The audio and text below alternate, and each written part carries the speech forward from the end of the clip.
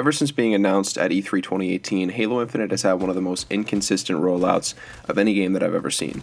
After being announced, every game is going to have its positives and negatives, and the community around the game will have opinions about everything that's said prior to launch. But Halo Infinite has had periods where it looks like one of the best Halo games of all time, and then it has periods where it looks like it could be the worst Halo game of all time. From studio heads leaving, to notable trailers, to tech demos, I'm going to go through everything that's happened in this rollout and give a general synopsis as to how the community reacted to it, ultimately leading up to where we are now, a few months removed from hopefully the launch of the game.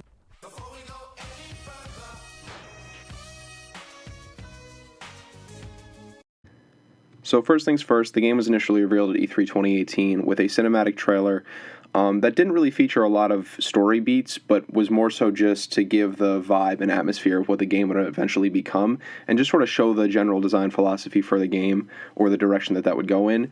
And I would say that the reaction to the community was overall positive at this point. People were excited for a new Halo game. The prospect of open world was really cool, even though that wasn't confirmed, of course. And Master Chief's armor, well, his leg and his helmet looked good, and people were excited for that.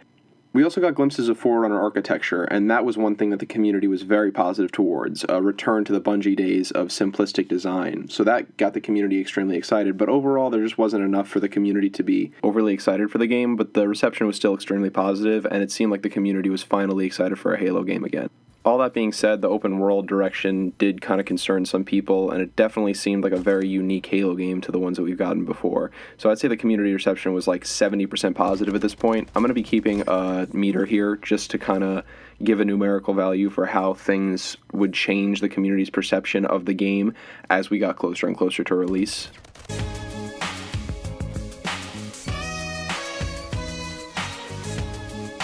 So after a year of speculation videos and the community hyper-analyzing every single detail of the trailer, we finally got another cinematic trailer at E3, and this one was maybe a little bit more divisive, although there was a lot of positive elements to it as well. Overall, there was more content here, there was more things to have opinions about, and people certainly did have opinions about them.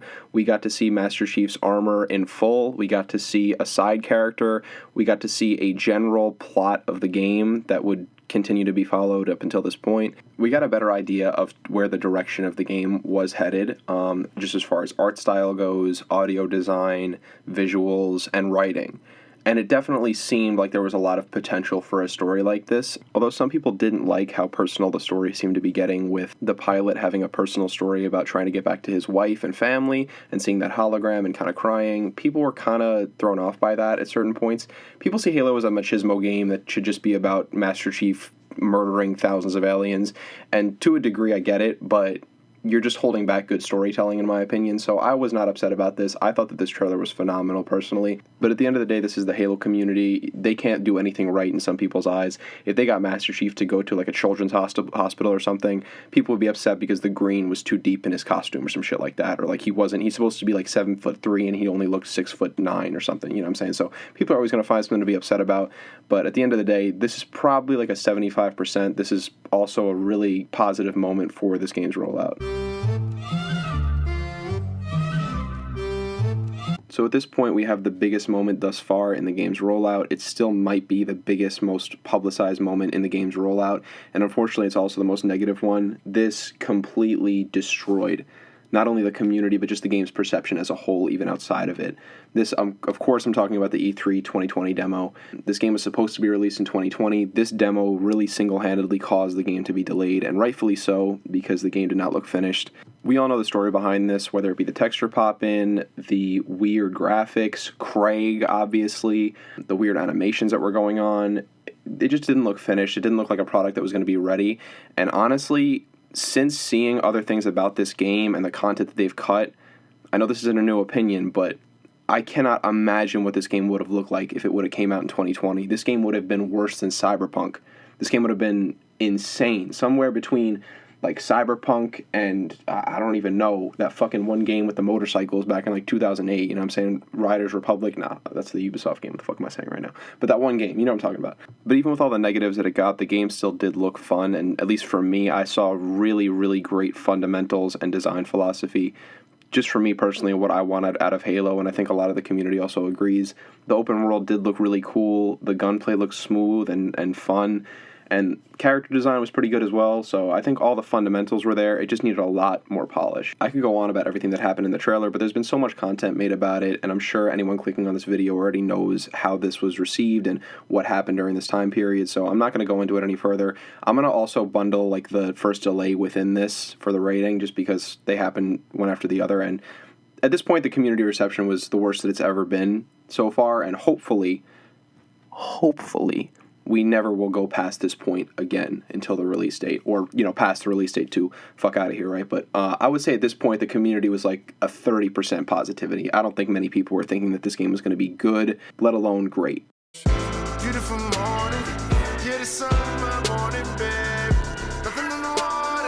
So after this delay, we went through a kind of off-season for the game's rollout. There wasn't anything big that happened, but there was a lot of steady content rollout. Not enough for me to give a rating to literally everything that happened, because every month we were getting content updates, we were having things happen behind the scenes, leaks, images released, so there's way too much for me to go through every single thing, but I'm going to give a brief rundown of just this time period, really up until the next E3.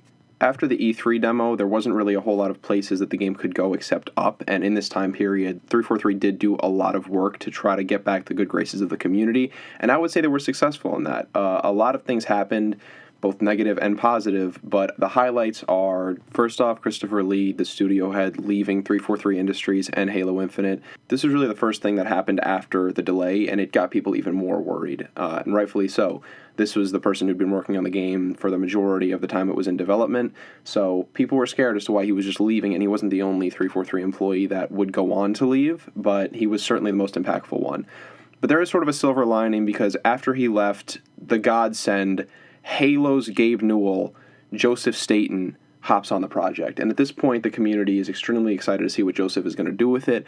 Obviously, that's not enough for people to completely erase what just happened, but the community was getting a little bit more positive with the idea of Joseph Staten leading the project. So then in fall 2020, around when the game was supposed to be released initially, Halo started doing these community updates every month where they'd go in and select one aspect of the game and really go in depth about it, interview the people that were working on it, and just give the community something to hang on to in this time period of not a whole lot of information. It was an extremely positive idea, and I think that it did net positivity, but unfortunately the news that we would get wouldn't always be as positive. So the first Infinite update that Staten held in December was one of the most positive ones. We got some screenshots of the game. This is the first thing that we'd seen, really, of the game since E3. And comparatively, it was great, and it was great on its own, in my opinion, as well. Some of the Spartan designs looked really well. We got our first look at multiplayer. We got some up-close and personal designs for some weapons. We got some landscape shots as well. This trend would continue for a few months after this as well. Just overall positive updates. The game was looking better and better, but at the same time, they were just pictures. There wasn't a lot to go on just yet, and it didn't really do much to temper all of our doubts or anything like that, but it was overall a positive experience. But it wouldn't really last, because then we'd get negative news like there weren't going to be playable elites and there was no dual wielding in the game. But then after, the next month, we'd get something about how the customization was going to be extremely in-depth, more in-depth than even Halo Reach was. So it really was just a monthly cycle of negative, then positive, then negative, or some mix of everything. It was looking more and more at this point like multiplayer was going to be free to play, although they never actually came out and announced that until E3 2021, but the community already knew basically that that's how it was going to be, and that was another thing that was very divisive amongst the community. It came with certain things that were, of course, positive, like just a wider reach for Halo, potential for serious, like, mainstream attention for Halo, which is something that hasn't been there since probably Halo 4. But of course, there's got to be a trade-off for something like that. So people were scared about loot boxes or just how they would eventually go about monetization. And it came out that they were going to do armor coatings, and this bothered the hell out of a lot of people. Instead of having the normal color selector that you would have, they gave you preset colors that you could purchase or unlock via the actual game. A lot of people saw this as a betrayal just because of how fundamental and integral color customization was to Halo before this point. But to be honest, I think, in my opinion, this is another instance of the Halo community just kind of being very picky with things. To me, and after seeing it in the technical preview, obviously at the time we couldn't tell, but it would honestly offer more variety in some ways to the color. And they need to make money at the end of the day somehow. We don't have loot boxes. It doesn't seem like an overly greedy game, and it didn't at the time that they made this announcement. So to me, this just felt like a necessary evil, I guess. But I didn't even see it as that bad, because again, it seemed like there even was some type of positive that came out of it. Of course, would I have liked it if you could just have whatever color you wanted? Yes, but that's not how it turned out, and I'm not too upset at that. I know it's a hot take, but like I said, if there was a fire at 343 Industries and the developers sprint out of the building, people would be upset at that. Like, that's just how Halo fans are. Sometimes it's justifiable, sometimes it's not, but to me, the problem with the community's reception to all of this is this, that they were getting angry, and they weren't looking at it from a business perspective, in my opinion. If you're going to be upset at the color thing, propose an alternative, you know, and some people were. I'm not shitting on the entire community, but it just seemed like more people were just upset and not really looking at it realistically and thinking about the positives of the fact that we're not having an overly greedy system like loot boxes. Outside of the Infinite updates, there were things that were happening behind the scenes that we got word of that also caused some concern for the community, like some developers leaving, other like art directors coming out and saying that the game wasn't going to be that great. So that was also cause for concern, but I would say overall this entire time period for the game's rollout was positive, and I think it did do a good amount to kind of temper the fans' negative reaction to the E3 stuff and the delay and whatnot. So I'd say at this point we're sitting at like a 50% hype going into like E3 2021.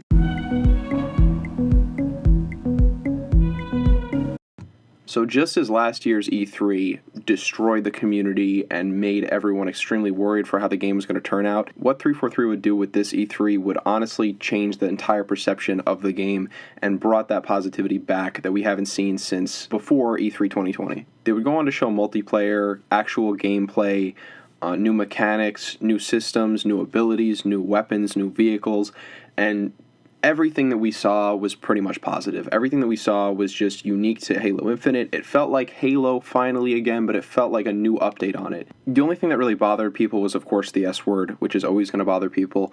But other than that, everything I'm pretty sure was positive that came out of this. It still wasn't necessarily enough, and we didn't see anything of the campaign in this time. Well, we saw a little cinematic trailer, but no gameplay to really rectify what had happened last year.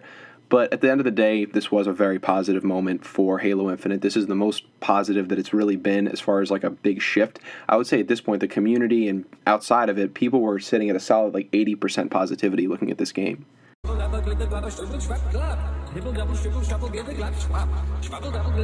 Soon after E3, 343 would finally let the community get their hands on Halo Infinite via a tech demo that was going to be sent to Halo insiders. And I could say personally, I signed up a few days before, and I got in. And it seemed like almost every insider that I know got in. There were some technical issues with the actual preview itself, and some people took issue with the preview itself, but I would say for the perception of this game, this was the best moment that there has been so far in the rollout. People getting in and seeing that the game looked good, wasn't broken, didn't have many glitches, for a tech preview, of course, and was fun to play, and that's the biggest thing, was amazing for the community and for everybody else around it as well. It really felt like the design philosophies and the principles that were going into development of this game were really shining through, and it's the things that you could see even back as far as the E3 2020 tech demo, but it felt realized at this point. It felt like this is really what we've been wanting for the longest time. That's not to say that there was still no doubt. Of course, the tech preview had technical issues, like I said, and it didn't give enough of a sample size of the actual game for anyone to really come out and have an opinion about how the game was definitely going to be. But it was an extremely positive moment, and the fundamentals are 100% there for the game, and that's a realization that the community had been wanting to come to for the longest time. Any resoundingly negative opinions about this, to me, just felt like they were more wanting something out of the game than wasn't promised to them. 343 had a stream the day before and said, you know, this is a technical preview, this isn't even a demo, there's going to be problems, but at the end of the day, this is for you guys to get a feel for how the game plays and for us to make sure the servers work.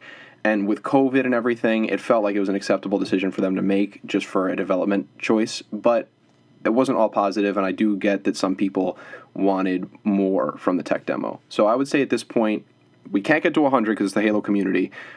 95 is a little too high, but I'd say we're at a solid 90% that this game is going to be good at this point. E3 2021 is going to be the biggest update that we're going to get before the game launches in December, but Gamescom was just a few days ago. I'm recording this after that, and since then there have been some negative things that have happened that are honestly, in my opinion, been the worst things for the game since E3 2020, for me. On the negative side, they announced that Forge and a co-op campaign were going to be delayed until 3 and 6 months after the game, respectively. 6 months for Forge and 3 months for co-op. This, to me, is one of the biggest blows that the game has taken in its rollout period, for me personally, in my own perception of it. I feel that Forge is such an important part of the game for it to launch with, because that's the one thing that's going to keep the community coming back to it as far as gameplay goes and streaming.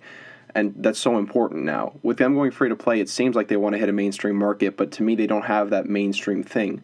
Maybe I'm wrong, and I hope I am, and I hope people just flock to the multiplayer and like a classic Halo multiplayer and really stream that and really take off with it. But to be honest, I don't see that happening as much as it would have if they would have shipped with something like a Battle Royale or Forge, so you have custom games to keep the community alive. This wasn't a detrimental blow to the game the way that E3 2020 was, but it still hurts a lot in my opinion, and I think it's going to turn some people off of the game long term. And I just hope that the game is good enough to where people stay with it until Forge can come out, or until they can release something that really grabs the mainstream like I feel like this game has potential to. On a more upbeat note, Gamescom just happened, and they chose to do Halo Infinite in the actual presentation. They released a release date, which is obviously great, and they just gave like a little cinematic trailer as well as some content that would come outside of the game, like a controller and a themed Xbox.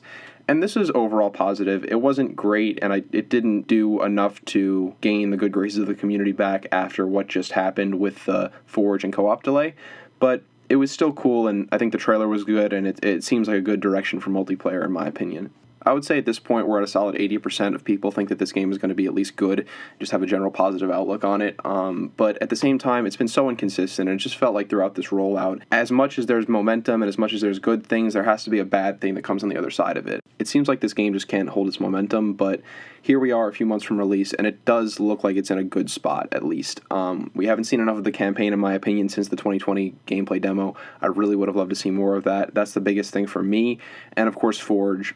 But again, I feel like we are in a good spot, and I'm happy that we've come back so much from where we were at a certain point of this game's rollout. Thank you guys so much for watching. I really appreciate it. If you have any opinions that you didn't like in this whole thing, just argue with me in the comments. I'll be there. I'll argue with you. It's fine. Anything that I said here, I'm down to support. You know, I'm dying on that hill for every single thing that I said in this video. So, but outside of that, you know, I really appreciate it. Like I said, if you like the video, I'd really appreciate a like. And yeah, thank you guys so much. Have a good day.